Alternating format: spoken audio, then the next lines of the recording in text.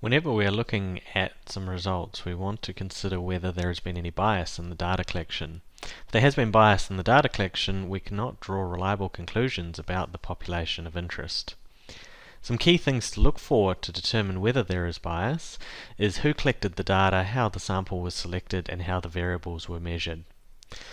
If the data was collected by someone who has a vested interest, there is a possibility, although it is not a definite, that there may have been some sort of bias in the data collection or in how the calculations were done. The way that the sample is selected will have a big impact on whether there is any bias.